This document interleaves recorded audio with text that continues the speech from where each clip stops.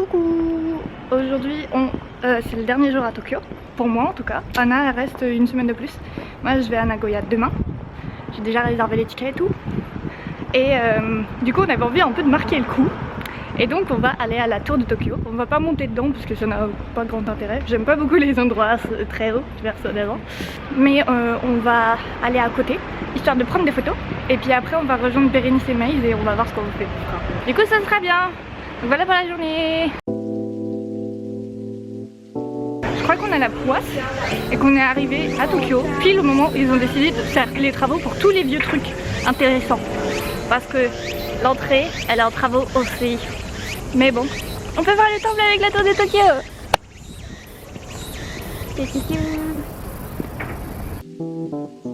This is a harmonious beat.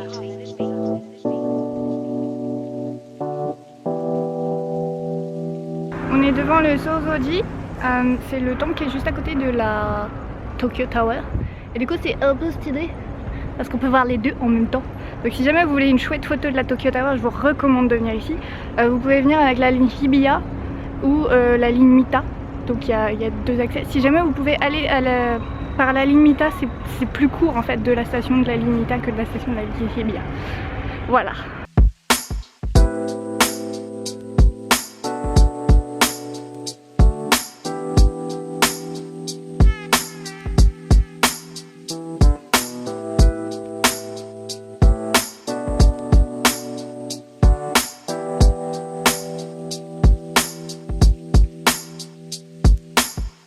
En fait ici c'est le temple qui protège la famille Tokugawa, donc les derniers shoguns, donc tous ceux qui ont régné pendant l'ère Edo. Du coup si ça vous intéresse, ça vaut vraiment le coup de venir.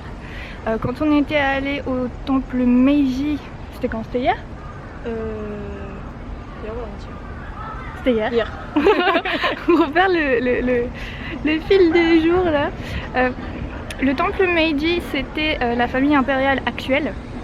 Et du coup le temple Sozoji c'est la famille Tokugawa. Donc pour les nerds d'histoire comme nous, ça vaut la peine de venir. C'est trop bien.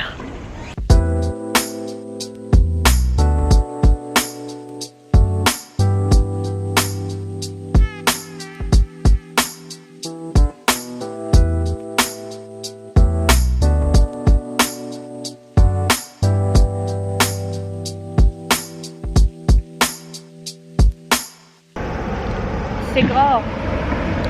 Je crois que c'est à peu près kiff-kiff au niveau taille avec la tour Eiffel. Mais comme j'ai jamais été au pied de la tour Eiffel, bah... Du coup, j'ai checké un truc sur ma bucket list là. C'est satisfaisant. Apparemment, il y a des animations One Piece à la Tokyo Tower. Je sais pas. One Piece. Bon, le plan pour maintenant c'est que comme on n'est pas trop loin, on va aller à la tour de télé, je crois que c'est Télé Asahi, si je ne me trompe pas, où il y a sur la devanture du bâtiment une horloge de style Hayao Miyazaki. Je sais même pas si c'est directement le studio Ghibli qui l'a fait ou pas, mais je crois. C'est une horloge tout en cuivre, absolument énorme, et vu qu'on est à côté, on s'est dit vas-y, allons-y. C'est à environ 1 km d'ici, donc on va y aller à pied. On est à côté des trucs et genre, c'est quoi ces immeubles géants? Sur quelle planète on a atterri?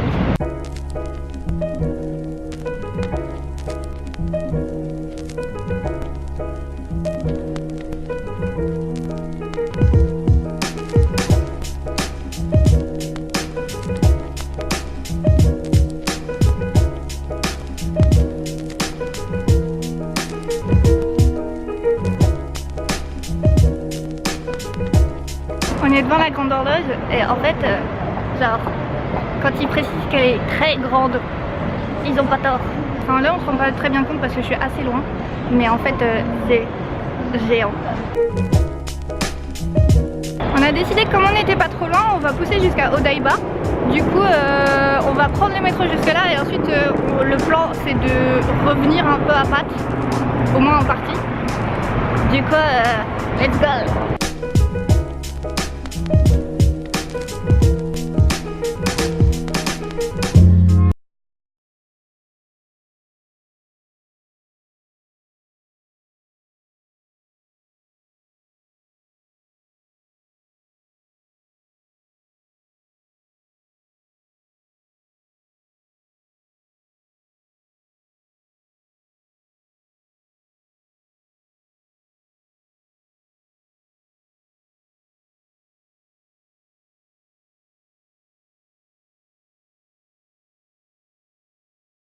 au bord de l'eau là, genre littéralement.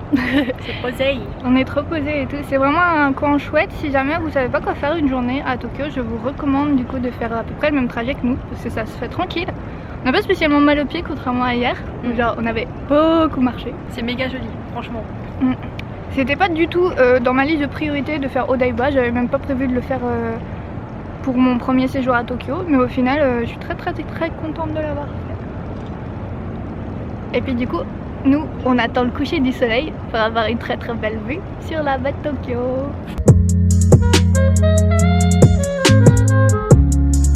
À partir de demain, je serai plus à Tokyo parce que je prends le Shinkansen demain matin pour aller à Nagoya.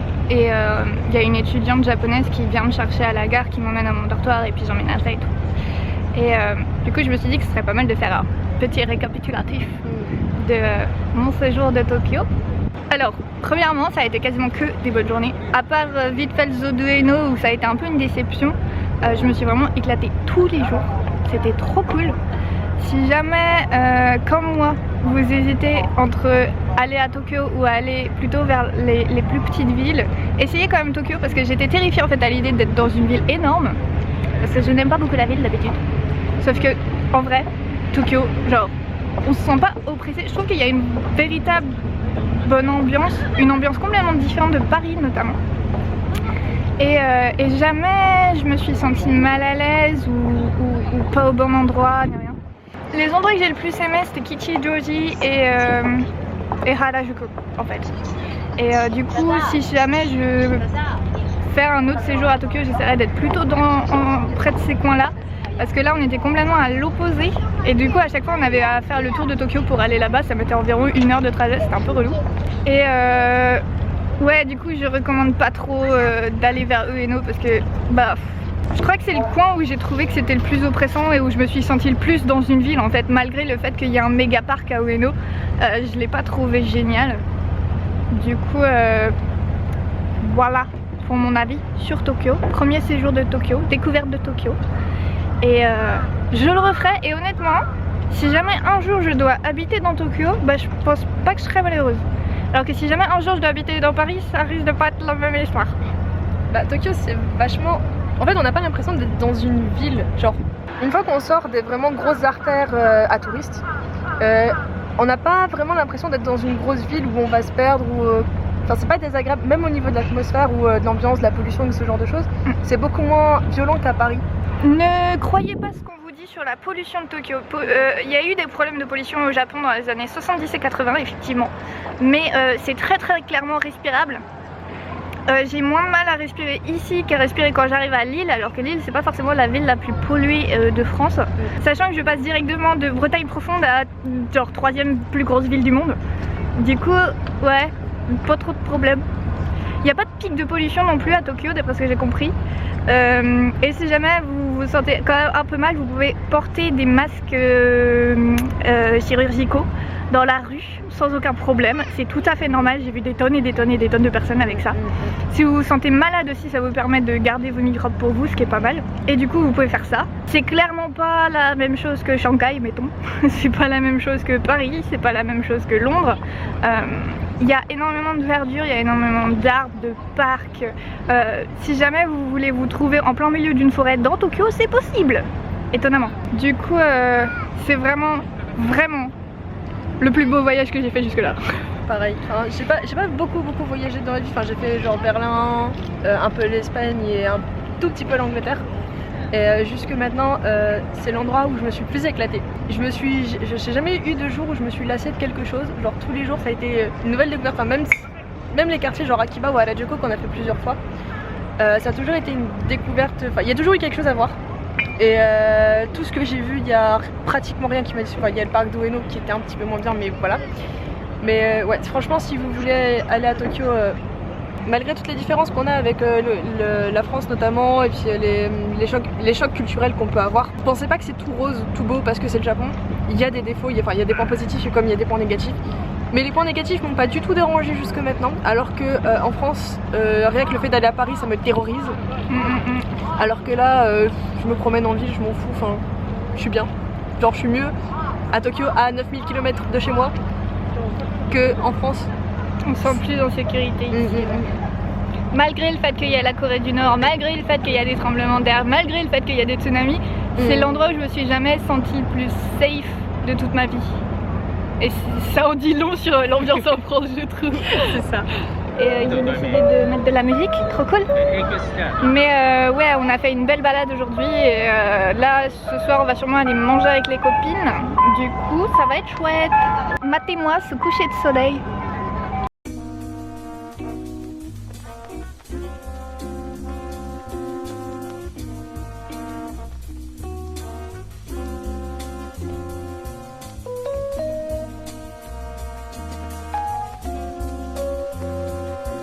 On est à Simbasi et on est censé genre prendre la ligne JR, sauf que on la trouve pas. Mais c'est plutôt cool ici en fait. C'est bon, on a trouvé, en fait c'était littéralement juste à côté de là où j'étais la dernière fois que je vous ai parlé.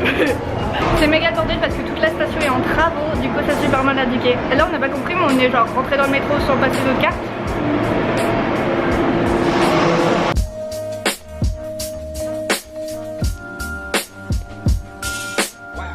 Avec Maïs et Bérénice et Lana. Et on est tout en haut de Yodobashi Kamera à Akiba. Et on va manger du tonkatsu. Ça a pas l'air grave bon.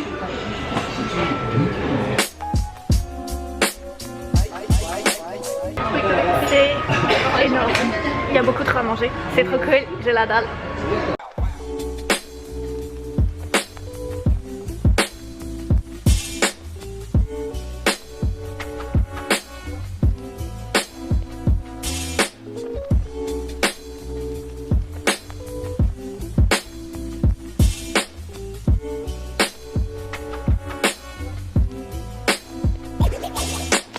C'était extrêmement bon, mais alors j'ai absolument pas réussi à finir.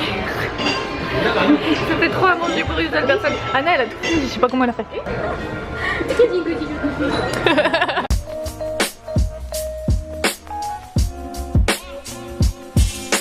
Sur ce, je vais conclure le vlog. C'était une super expérience de vlogueur en fait, tous les jours comme ça à Tokyo et j'espère que je pourrai le refaire à l'avenir.